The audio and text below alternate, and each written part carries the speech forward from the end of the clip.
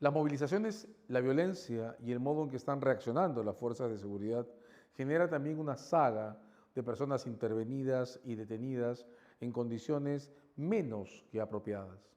En Coyuntura presentará ahora el testimonio de dos mujeres abogadas voluntarias en el ejercicio de la defensa.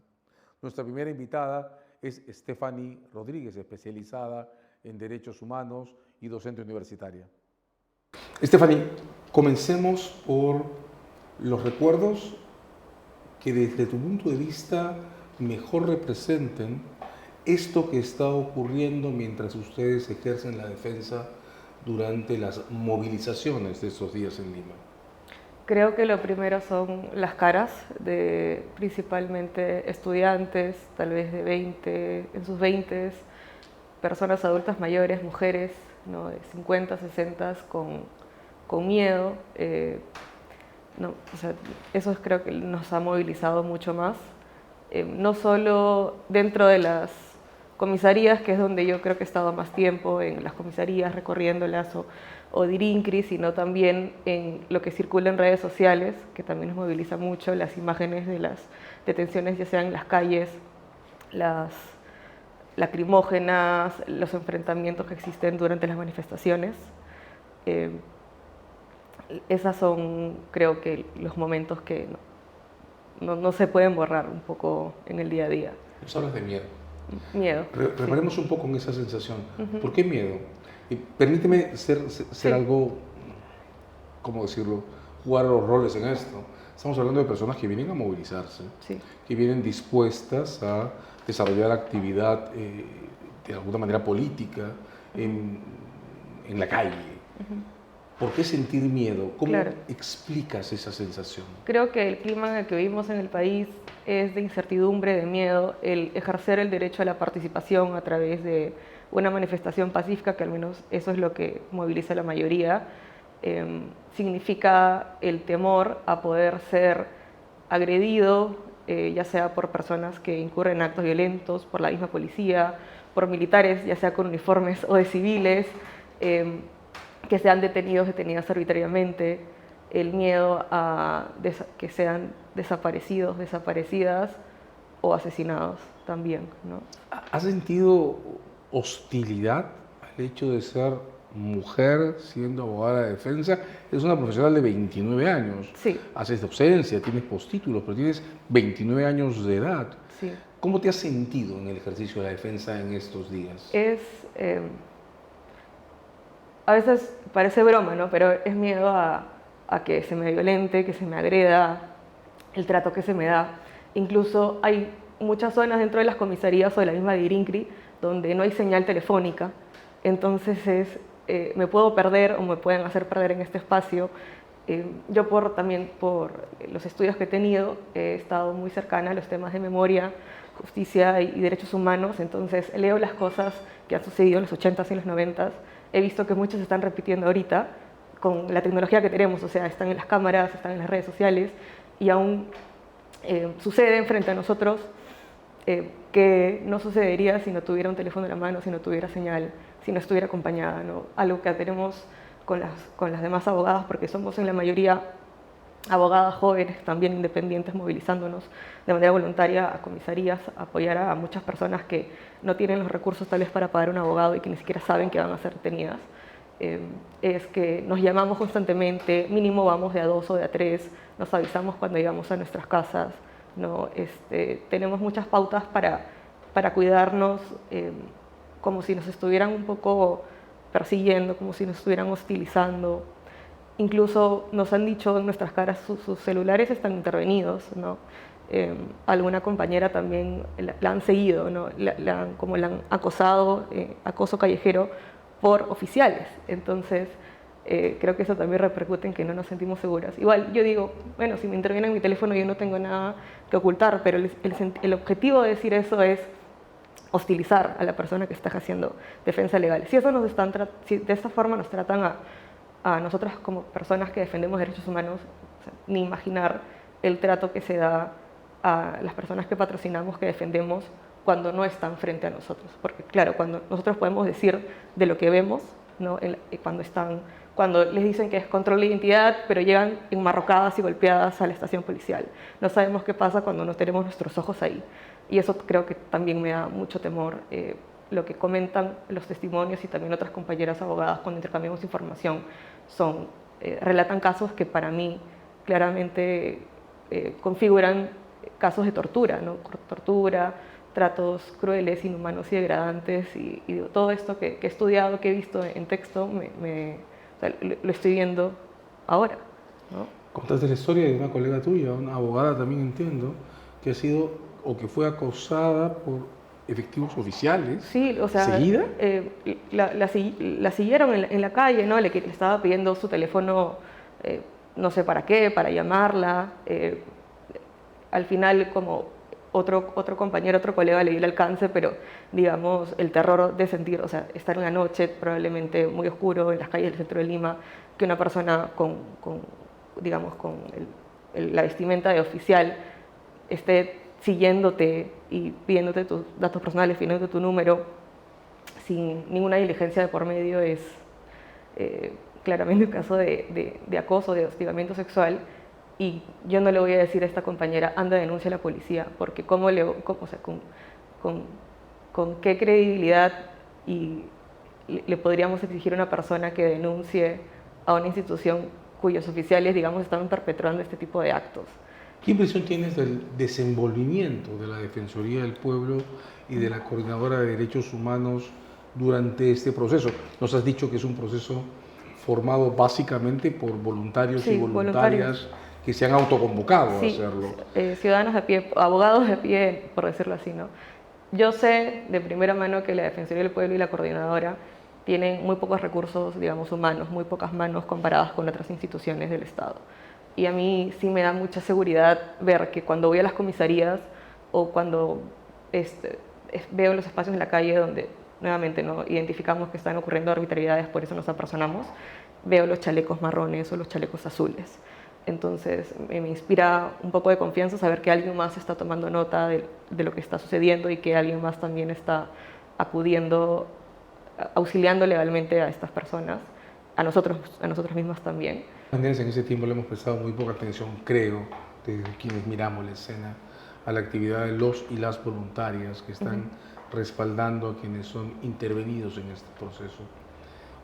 Quizás el hito más importante en este ciclo, habiendo muchos muy graves, sea el de la intervención en la Universidad de San Marcos.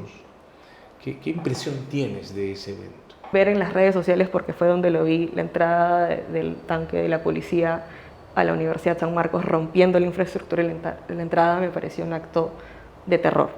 Porque yo he estado varias veces en los alrededores de la universidad, y si es que la policía hubiera querido realmente hacer una intervención con el propósito de detener a personas que consideraran estuvieran en flagrancia, tranquilamente lo hubieran podido hacer por uno de los costados sin romper la entrada, ¿no? Creo que es un símbolo muy grave, no solo de la autonomía universitaria, sino, digamos, de la organización estudiantil.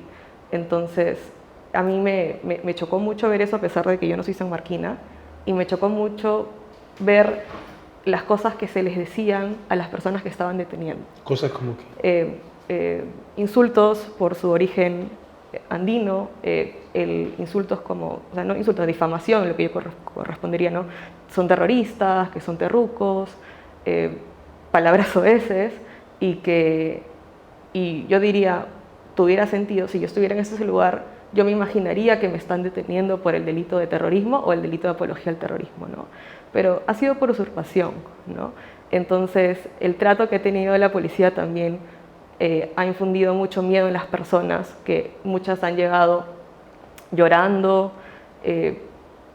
descompensadas, no, digamos, no sé cómo describir también el hecho de haber visto personas adultas mayores, no, totalmente descompensadas. Había una persona embarazada en el espacio en el que yo estaba, no fue el caso, pero al frente, en Seguridad del Estado, en Dircote, había una señora con un menor de 18 años, ¿no? Una niña. Entonces, ver eso, ¿cómo le dices a una niña, estamos acá por el delito de usurpación, cuando les han gritado terroristas adentro? Es totalmente desbordante, y también discriminatorio, ¿no? Dentro de Dirincri identificamos muchas personas que eran quechua-hablantes o aymara-hablantes, ¿no? Y les preguntamos y también en el caos, en el miedo, también desconfiaban, digamos, de la buena voluntad de nosotros como abogados y abogadas voluntarios, y totalmente comprensible. Entonces, hispanoparlantes al fin del claro, día. entonces tratábamos de poder conversar dentro de lo que se podía, porque el espacio no daba pie a la privacidad, ¿no? De señalar que estábamos tratando de velar por sus derechos. Nos confundían con defensa pública o con defensoría, con otras instituciones del Estado. Y en algún momento, cuando pudimos, digamos, afianzar un poco el sentido de nuestra participación ahí, nos dimos cuenta de que muchas personas habían firmado actas de las cuales no entendían su contenido, o sea, no se les había facilitado intérprete, ni siquiera un lenguaje adecuado, ¿no? Porque tal vez si se les hubiera explicado de una manera un poco más amable, tal vez hubieran entendido un poco mejor de qué trataba lo que estaban firmando. Incluso habían unas actas firmadas sin hora, ¿no? Ahí sí a mí también digamos, me descolocó un poco le llamé la atención al oficial como que, ¿qué es este documento que me estás mostrando acá? ¿No? Y con el teléfono a la intérprete aymara. Entonces, eso para mí, no tengo palabras para describir también el temor de las personas que estaban viviendo ese momento de no saber qué iban a pasar con ellos y ellas. Nuestra segunda invitada para esta tarde es Indira Rodríguez, también abogada, también mujer, también activista voluntaria en estos ejercicios de defensa. Ella nos va a contar su propia historia. Comenzamos con Indira. Yo soy activista, abogada, me he titulado recientemente, pero ya vengo trabajando derechos humanos desde hace tiempo. He cofundado la Coordinadora contra el Terruqueo, que tiene que ver con visibilizar y denunciar este fenómeno social que es el terruqueo, como que deshumaniza, utiliza el prejuicio, el estigma en las personas, y que pues también tiene consecuencias legales en lo que estamos viendo actualmente, ¿no? Y es por eso que conocí también a colegas, abogados, abogadas de la Universidad Católica, de San Marcos, de diversos otros espacios que también tenían este mismo perfil de ser abogados de derechos humanos e independientes, sobre todo cada uno con sus propios colectivos autoconvocados. Y es que nos hemos juntado desde el día 7 de diciembre, que empezó toda la crisis y estallido social, para poder defender los derechos humanos de todas las personas, ¿no? Yo admiro mucho a este equipo. Cada uno está dando su tiempo, su esfuerzo, su corazón para poder defender realmente derechos humanos, las detenciones arbitrarias, los allanamientos, ir en la madrugada a las comisarías, poder ver la forma de cómo ayudar a las familias que están siendo criminalizadas, ¿no? Y así es como llegué a este espacio. Ahora, ustedes han sido relativamente invisibilizados en la cobertura de los eventos de violencia que se están registrando. Hay poca información sobre sus identidades, sus trayectorias. Danos un poco de contenido en esto. ¿Son ustedes militantes de organizaciones políticas? No. ¿Han sido convocados en particular por alguien? No. ¿Cómo se activa esta vocación por defender en medio de este fuerte proceso de violencia? Sí, es bastante valiente en realidad decirlo, porque todos somos jóvenes, no pasamos de los 30, 35 años máximo. En realidad cada uno, como le comento, ha estado conformando desde sus diversos espacios. Muchos son defensores de derechos humanos de los niños, niñas y adolescentes, como es el caso de mi colega Estefanio Ugolotti, que también está aquí, como por ejemplo otros espacios que tienen que ver con la criminología de los jóvenes, ¿no? En mi caso, la cofundadora contra el terruqueo, que pues vemos temas de criminalización de la protesta, otros también que puedan ver temas de género, en fin, diversas personas que en realidad cada uno ha estado como separado en sus propios espacios, pero lo que hemos hecho actualmente es unirnos ante la coyuntura, muchas veces de manera necesaria, para poder sentarnos y autoconvocarnos y tener este equipo de legal autoconvocado independiente en esta coyuntura de crisis política, ¿no? Entonces cada uno trajo toda su experiencia a este espacio y empezamos a tomar postura y también a tomar acciones legales para la defensa nuevamente autoconvocada. Ningún partido nos ha convocado, tampoco tenemos financiamiento, todo lo hacemos de manera gratuita,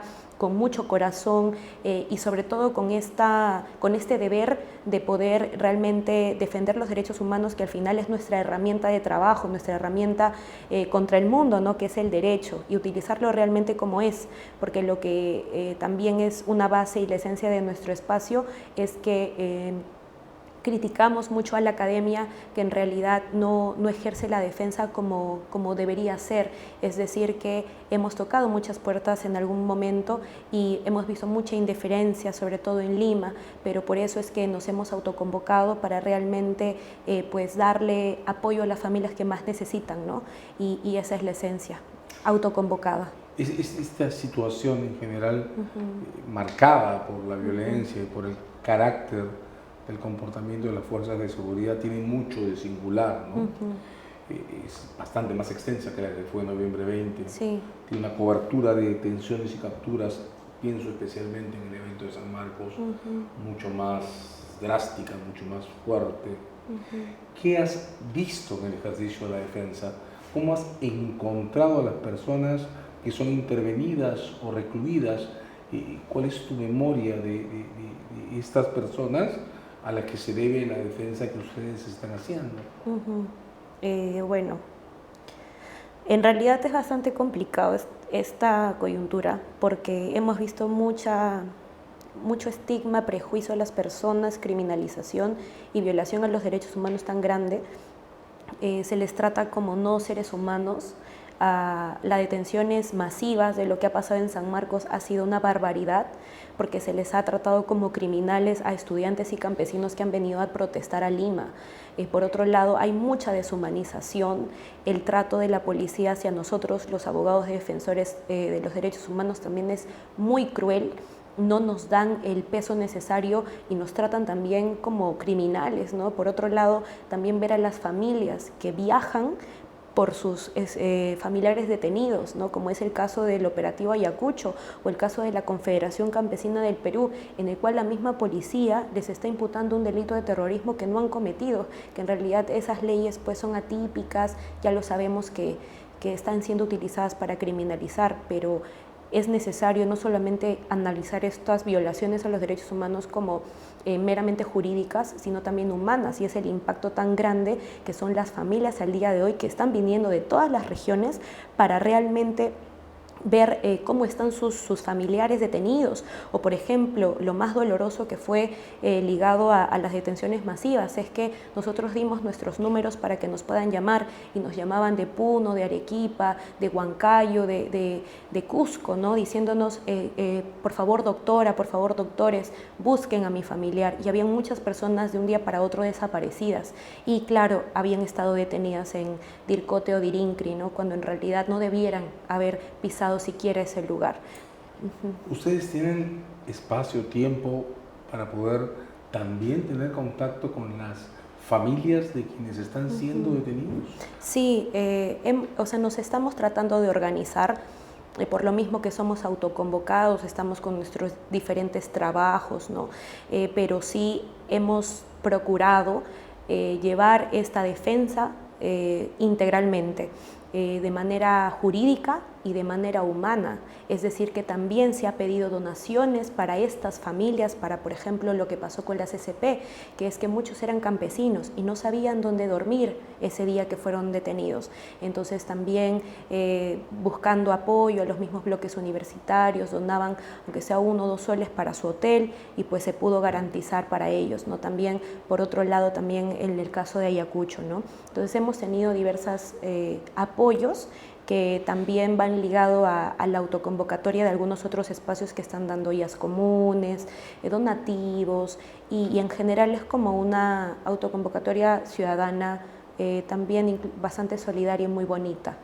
¿Ya han podido ustedes tener contacto con otros colectivos de abogados y abogadas fuera de Lima, en provincias, para poder tener defensas conjuntas, coordinadas o enlazadas? Sí, sí, de hecho eso también ha sido lo valioso de este espacio, que en realidad cada uno, evidentemente no todos son de Lima, en mi caso sí soy de Lima, pero tengo familia en Junín, entonces cada uno ha buscado sus propios contactos, sus propias redes de abogados, en los cuales sí nos hemos podido organizar. De hecho hemos tenido contacto, en mi caso también, con abogados de la Macrosur, que son los abogados pues de Arequipa, ¿no? De ciudades muy golpeadas como Ayacucho, Cusco, Puno, y que ellos pues están al día de hoy organizando realmente estos espacios de capacitación a nuevos abogados y también presentando las denuncias internacionales por violación a los derechos humanos ante el Comité de Derechos Civiles y Políticos de la ONU, ¿no? Entonces, nuestra defensa no solamente está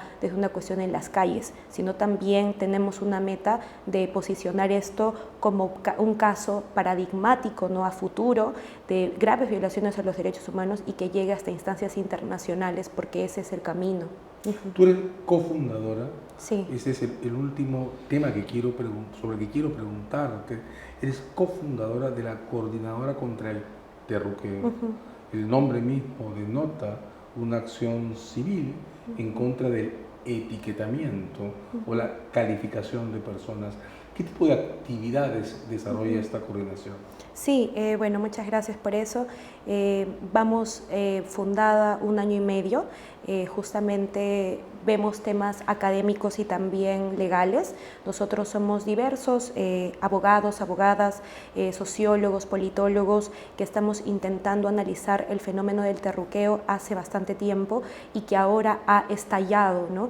¿Por qué? Porque este fenómeno no solamente es una cuestión discursiva, es decir, no es solamente que en mi caso le diga a usted terrorista, sino es que ya el terruqueo ha escalado tanto al punto de que va a un asunto legal, es decir, que ya se le está procesando a usted y a cualquier otra persona que pueda ser estigmatizada con prejuicio y deshumanización, procesados por el delito de terrorismo, que eso recordemos que esas leyes antiterroristas fueron promulgadas en tiempos del conflicto armado interno y que al día de hoy, 30 años después, ya no tendrían razón de ser de hacerlo.